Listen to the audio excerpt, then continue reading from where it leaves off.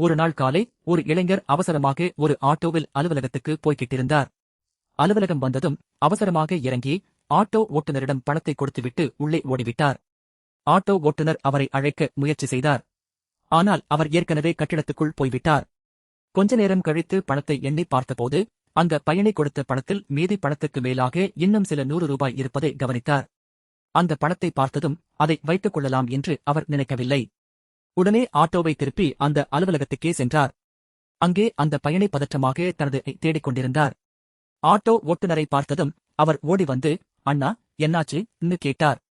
ஓட்டுநர் அந்த அதிகப்படியான பணத்தை அவரிடம் கொடுத்து, தம்பி, நீங்க தவறுதலா அதிகமா கொடுத்துட்டீங்க,ன்னு சொன்னார். அந்த பயணி பணத்தை வாங்கிக் கொண்டு சில நொடிகள் அமைதியாக நின்றார். பிறகு, அண்ணா, நீங்க இதை வைத்துக்கிட்டாலும் எனக்கு தெரியாது.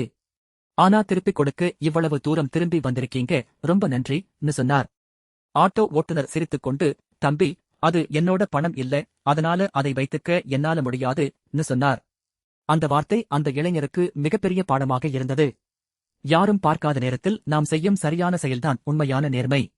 பணத்தின் மதிப்பு எவ்வளவு இருந்தாலும் நம்முடைய மனசாட்சியின் மதிப்பு அதைவிட பெரியது. நம்மிடம் இல்லாததை எடுத்துக்கொள்ளாமல் இருப்பது மட்டும் நேர்மை இல்லை.